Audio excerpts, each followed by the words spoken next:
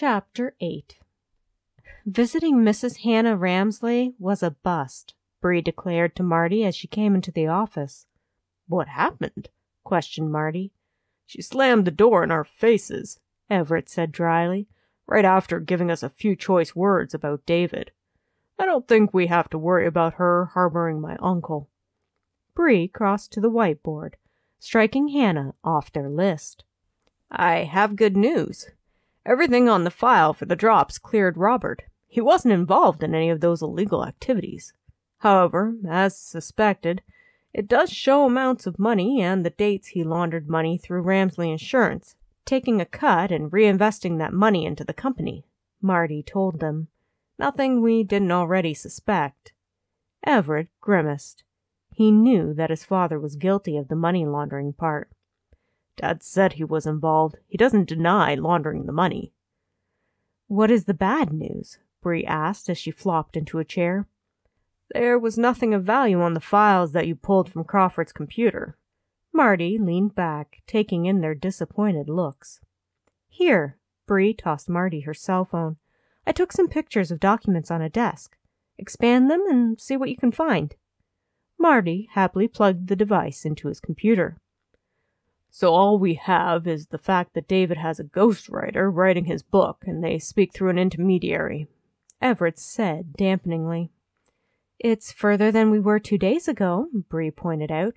"Ghostwriter guy says he'll give up the name for a cool $5 million, but we don't know that's true." $5 million? Marty choked out. Everett sighed. It wasn't that he wouldn't give up the money in a heartbeat if he actually thought it would help his dad, but Bree described the guy as shady. She didn't think he could be trusted. "We will do it as a last resort," decided Everett. He hoped that they could find something that would lead them to David. It didn't look like they had much at the moment. "What is next?" "We should interview the wife and the kids," suggested Bree. "Which one's more likely to know where David is?" "Probably Michael and Anne," responded Everett.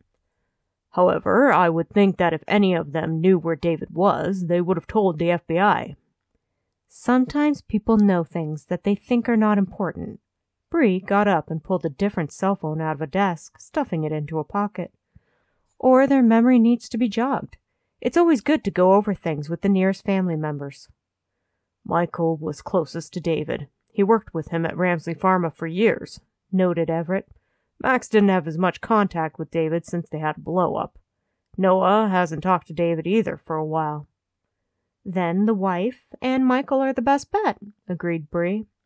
"I'm not sure we want to talk to Aunt Rachel." Everett frowned at the thought. "She's older and fragile. I don't want to see her upset."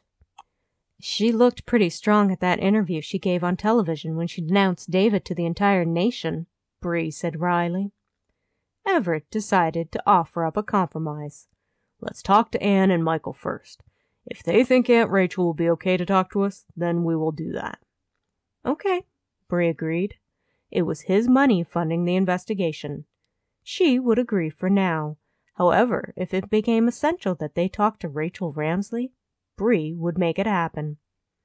Everett pulled out his own cell phone to call Anne. "Hey," Marty pointed to his screen. "I might have something." Bree came to lean over top of his shoulder. "What is it?" "A name and a phone number for a movie director." Marty zoomed in a little, then wrote the information down. "Looks like David has optioned not only the book, but he's gonna have a movie of his life." "You're kidding me," snorted Bree. "The guy knows no bounds." "Thanks, Anne. We'll be there soon." Everett ended the call. "What did you find?" "Your uncle might be trying to get a movie made about himself," Bree said dryly, handing over the name and phone number. Everett frowned as he eyed the name of the famous director. "You're joking." "Not a bit," Bree responded, taking the slip of paper back and putting it in her pocket. "We need to follow this after we talk to Anne." "Agreed," concurred Everett. He pulled out a set of keys. "Shall we go?" Bree nodded, heading out the door with Everett following. It was a long drive to the beach house. Everett and Bree spent the time discussing their next moves and what questions they should ask the couple. Anne greeted them at the door. Michael was dropping Amy off at a neighbor's house for a play date. She insisted that he be the one to take her. Amy's been a bit worried lately that her daddy might disappear if she isn't here to keep an eye on him. Fenley is looking after the babies at the moment, so we'll be able to talk uninterrupted. I'm sorry to intrude like this, Everett told her as she led them to the kitchen. I know you've talked to the FBI already, but we're trying to find out where David is in the hopes that it will help my dad's case with the FBI. Believe me, the sooner that man is found and put in jail, the sooner I will celebrate the fact. Anne pulled out some mugs. Coffee? Please. Bree perched on one of the stools. How long have you known David? Since I started work at Ramsley Pharmaceuticals. I was 17. Anne poured them each a cup, putting out cream and sugar. Thank you. Everett gratefully took the coffee. What is your impression of Mr. Ramsley? Questioned Bree. Egotistical? Anne answered shortly. He's all about himself and thinks he can do anything. He's a master manipulator and blackmailed his own children to get what he wanted. David also made inappropriate passes at the women employees. Really? Frowned Everett. Yes. Anne stirred her coffee. Bree remembered that Miss Everly had mentioned David was angry that Anne had not succumbed to his advances. He sounded like a complete scumbag. Who were his friends? I'm not sure that he had any, frowned Anne as she thought. It's more like he had colleagues and people who were too afraid to go against him. He's very powerful and has a lot of money. Was he currently having any affairs in the workplace? Queried Bree. I don't know, shrugged Anne. I haven't worked at the company since Michael's surgery. It has been 6 years.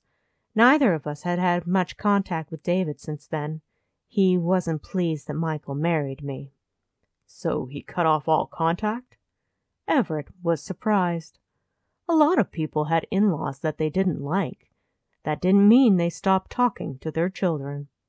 Thankfully, yes, responded Anne. She took a stool, sitting down at the large breakfast bar. I admit I don't like David at all. If I could think of where he might be, I would give him up in a heartbeat. He has been the poison in this family for too long. How are Noah and Max taking things? Bree sipped her coffee. Do they feel the same way about their father? If they knew anything, they would tell the FBI, Anne firmly told Bree. They used to have family loyalty to their dad. Now I think they realize exactly what kind of man he is and want him in prison where he belongs. The front door opened, and soon Michael joined them. Anne grabbed her husband a coffee while Everett, Bree, and he exchanged greetings. As they sat down again, Michael made a motion with his hands to Anne. Anne sighed, reaching out to take his hand. It's a phase. Once she sees that you're here all the time, Amy will slowly stop being so reluctant to let her out of your sight. I'm going through the same thing, too. Michael trailed a finger down his cheek and grimaced. Poor dear. Anne gave his hand a squeeze. I'm sure she'll be very happy to see you when you go and get her later today. Michael nodded, taking a sip of coffee. He looked expectantly at Everett and Bree. We were just talking about Uncle David, explained Everett. Michael nodded again. Bree realized this might be a little difficult. She hoped Anne was up to interpreting whatever Michael said. Do you have any ideas where your dad might be? Bree asked the obvious question. Michael regretfully shook his head. He gestured something to Anne, and she reached over for a folder that was on the kitchen counter. We put together a folder of everything Michael had dug up on David over the years. It's not much, warned Anne. Some of it's a little shocking, so we would appreciate you keeping it to yourselves as much as possible. We hope that it will help you find him. Thank you. Bree was grateful they were being so cooperative. Then again, it didn't seem like anyone much like David. Everett skimmed through the contents of the file, looking for anything they didn't already know. Then you knew that David had affairs? Michael nodded. Numerous affairs and numerous offspring, Anne confirmed dryly. Did you know he had other wives? Everett pulled his gaze away from the file to see Michael and Anne's shocked faces. Other wives? How is that possible? Anne wanted to know. How many? At least 3 that we know of, mentioned Everett. Bree kicked him on the leg. They were supposed to be asking questions, not giving information away. Disrupting the flow of conversation could mean that they might miss out on an important detail. Are they still married to him? Anne voiced Michael's question. Yes. Everett gave Bree a wry look. David's currently married to multiple women. Poor Rachel. Anne shook her head in amazement. Michael scowled and did a complicated series of hand movements. It wasn't exactly sign language, Bree knew. Some of it was, but some of it wasn't. Who is the first wife? Asked Anne. Is Rachel's marriage the legal one? No, Bree said regretfully. She hesitated, not wanting to tell them, but not seeing how she could get out of it now that Everett had steered the conversation in this direction. So far, a woman named Margaret Colburn has the honor of being married to David first. Their marriage was registered in Atlantic City 2 years before David married Rachel. We've barely scratched the surface on this. I expect there may be more women believing they are legally married to David. Michael leaned back and wiped a hand over his face, trying to absorb the news. What a nightmare, breathed Anne. Michael abruptly stood, walking out of the kitchen. Anne watched him go with trepidation. I'm just going to see if he's okay. Bree and Everett watched as Anne hurried after her husband. You shouldn't have told them, quietly said Bree. The purpose of today was to get information from them without upsetting anyone too much. Now she will have to calm him down. They might call an end to our interview, and then we're not left being any further ahead. He needed to know. Everett's voice was full of sympathy. I would want to know if Dad had done that to my family. I'm not saying they didn't have the right to know. Bree was reasonable. I'm saying that it could have waited for another day. Michael and Anne returned, Michael carrying an envelope that he tossed down on the breakfast bar. What is this? Everett pulled out a sheaf of papers from the envelope, perusing them. I'm not sure, Anne replied, a little confused as Michael took his seat again. She poured out more coffee, waiting to see what Everett would say about the paperwork. Everett sucked in a breath. Shaking his head in amazement, he handed the papers to Bree. I can't believe he would do that. Do what? Anne wanted to know. Bree frowned over the papers. It was David's will, stating that the bulk of his wealth was to be transferred upon his death to his firstborn legitimate child. That would be a complete circus. Everett was still gobsmacked. David would have to make everyone scramble to find out who his real heir was once he died. By putting that wording in, firstborn legitimate child, his estate could be in limbo for years. Bree handed Anne the will, which she looked over. Does that mean that Janet Colburn is David's heir? Wondered Anne. She's listed as a child on the birth certificates, noted Bree. As I said, we don't know for sure that Margaret Colburn is in fact the first wife, making her marriage the legal one. All we know is that Rachel's marriage to David isn't legal, since he never obtained a divorce from Margot. This is crazy. Anne set aside the will. We don't care about the money. Michael and I will be more than okay without it. What I'm worried about is how Rachel's going to take this news, and what it means for her financially as she seeks financial support from David. Surely she'll be awarded something after all these years with David, frowned Everett. Bree wondered if Rachel would get anything. Even if a court did decide to award her alimony, or something similar, for being with David all these years, how was she supposed to get the money from him? All of David's legitimate assets were frozen. Bree decided to get back to the matter at hand. Did David have any favorite vacation spots? Someplace where he went to be alone? Michael shook his head negatively. He didn't recall any. David traveled extensively, Anne commented dryly. He said it was for business, but we've come to the conclusion that it was to visit his girlfriends as well. Everything we have on them is in the file if you would like to follow up with them." "Thank you," responded Bree. "Do you have a full list of any properties he owned?" "It's in the file as well," nodded Anne. "When you were a child, was there ever a time where David brought you somewhere without your mom that seemed a little off? A cabin, a house, an apartment? Some place that you normally didn't go? Some place you have not been to since?" questioned Bree to Michael. "You might have been bored with not much to do. David would have left you there alone for periods of time. When he came back, you would have done activities together, someplace without your mom. Can you remember anywhere like that?" Michael thought about it. He gave a slow nod. "Where?" Bree leaned forward, knowing that this might be the break that they were looking for. Michael frowned. He gestured helplessly with his hands. "He can't verbalize the address, even if he knew," Anne said softly. "But there was some place," pressed Bree. Michael nodded. He tried to communicate to Anne. "An apartment, I think? It was in the city." Anne was confused. "I'm not sure what you mean."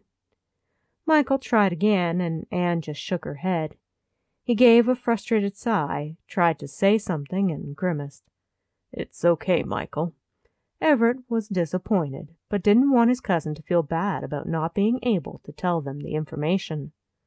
Getting up, Michael went to the study. Returning with a pencil and blank paper, he began sketching.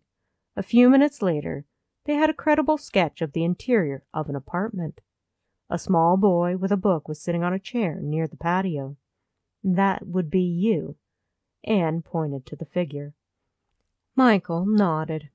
He grabbed another sheet, sketching again. This time, a high-rise building emerged from his confident hand.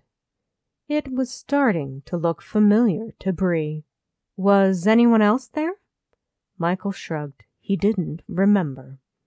Bree had a sinking feeling about this, noticing the rooftop terrace and the patio doors of the picture he had drawn. She would like to think that no father would bring his young son along when visiting his mistress, but it appeared that David had no morals. Grabbing another piece of paper, Michael began sketching a face. "Who is that?" queried Anne. "Uncle Oscar," remarked Everett. Michael put a question mark on the paper, looking to Anne. "You should ask Oscar about it," interpreted Anne. "He knows more." "Thank you." Bree took the first two sketches. "We certainly will. If you remember anything else, please let us know." Michael nodded, wrapping an arm around Anne. "Are you close to getting him?" asked Anne. Bree smiled. "Don't worry. I always get the man that I pursue." "When could you get me an appointment to speak to him?" Bree asked crossly. The woman was a gargoyle guardian of a personal assistant. She wasn't about to let Bree talk to her boss, and they both knew it. Bree had the feeling she wasn't even going to pass on Bree's contact information to the film director. "I see." Bree hung up the phone, annoyed. She handed the paper that Marty had given them to Everett. "Your turn to try." Everett dialed the number, asking to speak to the famous film director. He explained who he was, and that he had heard the man was going to work on his uncle's movie. Everett smiled, pleasantly talking into the phone, then waiting. "I'm on hold." "You're kidding me," scowled Bree as she got out into the car, unlocking the door so he could get in. "Mr. Big-Name Director is going to be bothered to talk to you?" "There are advantages to being a Ramsley," confided Everett. Bree pulled out into traffic, heading toward the downtown buildings that housed the offices of Oscar Ramsley. They had decided to simply drop in on Everett's uncle to see what they could learn from the man. Everett chatted amicably to the film director, discussing all sorts of things before finally getting down to business. "I heard that you might be working on a film about my uncle." Bree shamelessly eavesdropped as she traversed traffic. She wished Everett would put the phone on speaker, but wasn't about to distract him. "Is that so?" Everett chuckled as though amused. The irritated look on his face said otherwise. Uncle David is such a joker. Snagged in the backlog of downtown traffic, Bree waited for the light to change color. They were just a block from Oscar's building. Everett shifted, taking out his wallet. Automatically, he handed her his credit card for the parking garage. Bree had to smile. She was getting him trained. She was going to miss him when David was caught, and Everett had no reason to hang around anymore, she realized. It had been kind of fun having someone to share the adventure of hunting with. Not that Marty wasn't great, but he didn't venture out of the office. He was solely there for research and assistance with technology. Since Bree spent most of her time on the streets or in the car, chasing down suspects, she was generally alone. Having Everett by her side had been good company. Bree shook the thought out of her head, paying attention to traffic as it started moving again. They barely knew each other, she admonished herself. Pulling into a spot in the parking garage, she waited while Everett ended the call. "Thanks again," said Everett. "I appreciate it. We'll get together for lunch sometime." He made a face as he slipped his phone back into his pocket. "Well?" Bree raised an eyebrow. "He said he was doing a film." Everett shook his head in amazement. "I can't believe David. He's making sure he goes out with a bang, trying to create a devoted following. Do you know my uncle has a GoFundMe page? A kind of stick-it-to-the-man movement that advocates doing what you want, no holds barred, rather than what society expects of you. It's crazy." "Did the guy say anything about how to get a hold of David?" Bree cut to the chase. All that other stuff was interesting, but not necessarily relevant, unless Marty could trace where the money was going. She texted Marty quickly to get him to look into it. "He goes through the same guy as the ghostwriter." Everett met Bree's eyes. "He says it's my Uncle Oscar." "Then it's a good thing that we're about to go talk to him." Bree got out of the car. She waited for Everett to catch up as they went to the elevators. "I like Oscar," Everett told her. "He's my favorite uncle. He was always game to do fun things with my cousins and I when we were boys." "He is the youngest of the 4 brothers, right?" Bree asked as they made their way to the lobby. "He is," Everett affirmed. "I hate that he might be involved in all this." Bree had the sneaking suspicion that all 4 brothers were involved to some degree. How far each of them was invested in David's crimes was yet to be seen. "Excuse us," Everett smiled at the receptionist. "I'd like to surprise my Uncle Oscar with a visit. My girlfriend and I were hoping to take him out to brunch. I'm Everett Ramsley." "How thoughtful!" She smiled prettily, tucking a piece of blonde hair behind her ear, completely ignoring Bree. "I will just call his secretary, if you'd like to have a seat, Mr. Ramsley." "Thank you." Everett stunned her with another perfect smile before putting his hand on the small of Bree's back and escorting her to the lounge area. "Girlfriend?" Bree shot him an amused look. "Sure," shrugged Everett. "Better than saying bounty hunter." Bree was a little disappointed and struggled not to show it. Really, she needed to get Everett Ramsley out of her system. The sooner she found David, the sooner that could happen. She sat on the couch, grabbing a magazine. "Plus, I might want to make it the truth." He leaned down to confide in her ear as he sat down beside her. "Maybe go out on a few dates and see where this leads." "Really?" Bree winced at the breathless enthusiasm in her voice. She was never overeager when it came to the other men she had dated. "Really," confirmed Everett. He put an arm around the back of the couch, sliding closer to her. "I do like you, Bree." "You already told me that," grinned Bree. "When?" frowned Everett, trying to remember. "When you gave me that sloppy kiss on the beach and fell over?" Bree giggled at the memory. "I was hoping I dreamt that," Everett responded ruefully. "Not my finest moment." "No." Bree laid a hand on his cheek. "But one I will cherish." "Then it's okay," smiled Everett. "Everett, to what do I owe the pleasure?" Oscar Ramsley beamed as he came forward. "Who is this lovely young lady with you?" Bree, meet my uncle. Everett stood, helping Bree to her feet. Uncle Oscar, this is Bree Henson. Beautiful! Oscar gave Bree a chaste kiss on the cheek. You have outdone yourself, Everett. Bree gave a non-committal murmur as she eyed Everett's uncle. It was easy to see the family resemblance between the two. Oscar was trim and graying in his low 70s. He dressed very neatly and had an open countenance. Thank you, Everett said dryly, enduring the praise. Someone said something about going to brunch? Oscar looked at them hopefully. That is my most favorite meal of the day. Plus, anything that gets me out of work is fully appreciated. Bree could not help an answering smile. Everett was right. Oscar was very likable. We hoped that you would be available, Everett told his uncle. It has been a while since you and I talked. Oscar rubbed his hands together. Then let's go. Oscar had a limo waiting for them. Soon enough, they were being led past a line of people at a popular restaurant. It's always good to have a standing reservation. Oscar winked at Bree as they were seated. Bree hoped the man wasn't trying to flirt with her, especially since she had been introduced as Everett's girlfriend. She wondered at the privilege of the Ramsley family. Everett is one of my favorite nephews, Oscar said jovially. Bree had the feeling he would say that about all his nephews.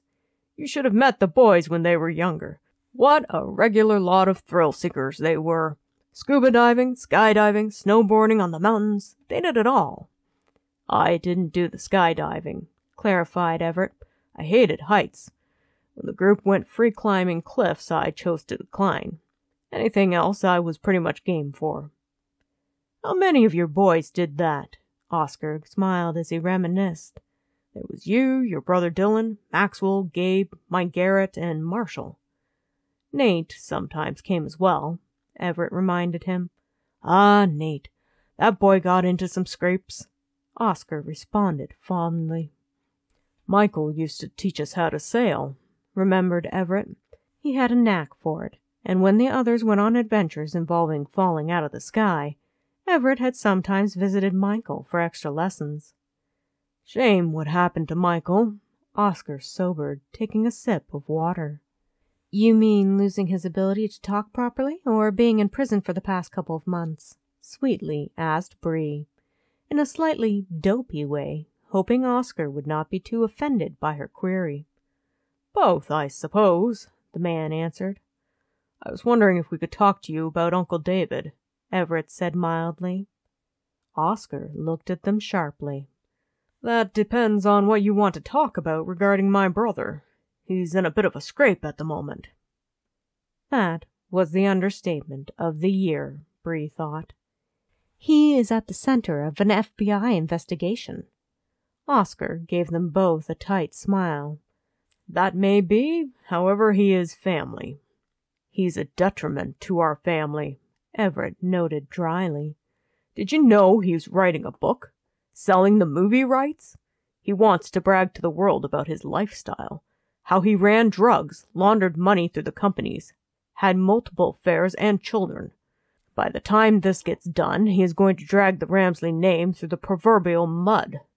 You think the tabloids are having a field day now? Wait until David is done. He has detailed accounts of everything. Bree watched Oscar's reaction. Dates, amounts of cash, times, accounts, people involved. He's giving the movie producers and ghostwriter every sordid detail. Oscar paled. It can't be that bad. If you had any business dealings with David that could implicate you in his crimes, it's more than that bad, Bree told him firmly. The FBI could charge you with anything that David implicates you with. At the very least, they'll turn your life upside down while they investigate. I'm not in that deep, Oscar defended himself. I didn't do anything illegal. However, Dad did, declared Everett. David did. You're saying you didn't, but did Uncle James? I could not say, responded a grumpy Oscar. You may not have done anything illegal, Bree noted the turn of phrase. However, if you saw anything illegal or knew about it, you're considered an accessory to the crime. You'll be charged as well. What Everett didn't mention is that I'm a bounty hunter. We're looking for David. If we find him first, the FBI may help with getting a plea deal for Robert to help reduce his time in prison. You know that Robert's health isn't the best." Oscar blotted his sweaty forehead with a napkin. It was obvious the man had a very poor poker face. "What do you know, Uncle Oscar?" pressed Everett. "Look, we were young. We thought we were immune from everything," confided Oscar. "David was my oldest brother. I was happy to be included in his group. I didn't realize until it was too late what was really going on." Everett and Bree waited for him to continue. "I was never involved in the drug thing," Oscar told them. "I did run some money through the hotel chain as a favor to David. It wasn't a big deal. I thought it was totally legitimate at the time. We used to go out and party a lot. There was always pretty girls. David played fast and loose with a lot of women. He'd even marry them sometimes. I always thought he got a divorce before moving on to the next woman. It wasn't until he married someone after Rachel that I realized he wasn't doing that. I confronted him, and he told me to mind my own business." "You knew that he was in multiple marriages at the same time," Everett said in disgust. "I did," confirmed Oscar. "I kept quiet about the whole thing. I figured David could handle it." "You laundered money through your company as well." Bree shook her head, setting down her mug of coffee. "It was legal money," protested Oscar. "It had to be. I would never do anything illegal." "It wasn't legal, and you know it," Everett cut in, disappointed with the man. "You need to turn yourself into the FBI before they figure it out for themselves and come to put you in prison." "I can't go to prison," scowled Oscar. "I'm an old man. What would Mary say? She would be so angry with me." "Maybe you should have thought what Aunt Mary might think before you blindly took David's money and put it through Ramsley Hotels." Everett pushed away his half-eaten brunch. He wasn't hungry anymore. "Do you know where David is?" asked Bree. "I'm not sure." Oscar evaded their eyes, looking elsewhere in the restaurant. "We have heard that you're the middleman between David and the movie deal that he's making," revealed Bree. Oscar sighed heavily. "David said that if he made a book and a movie deal, he would turn himself in. I thought it was for the best to help him. I never believed that anyone would actually want to make a book or a film about his exploits. Nor did I think that he would be giving them real data. He made it sound like he would be vague about any details, so none of us would be implicated with him." "He lied," Everett stated baldly. "He does that a lot." "Where is he?" Bree pursued their goal. "I don't know," shrugged Oscar. "Don't lie to us." Everett had an edge to his tone. "I'm not lying," Oscar defended himself. "Not exactly. I don't know where he is." "You have an idea, though," suggested Bree. "I could be wrong." Oscar slumped in his chair. "If David ever finds out what I told you—" "He won't," Everett assured him. "We won't say a word of where we got the information from." Grabbing a napkin, Oscar pulled out a pen out of his pocket and hastily scribbled down an address. "Here, that's the best I can do." "Thank you," said Bree as Everett tucked the napkin in his pocket.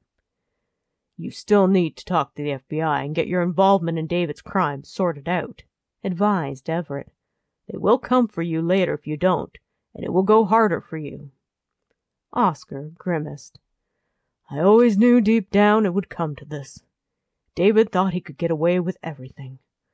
I will consult with my lawyers this afternoon to figure out what I should do." "Good." Everett stood, holding out a hand to help Bree up. "We are going to find Uncle David and bring him to justice."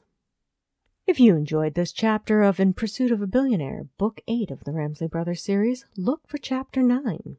Please share or like this video. This helps me with the algorithms and is entirely free for you to do, and I appreciate it. Thank you.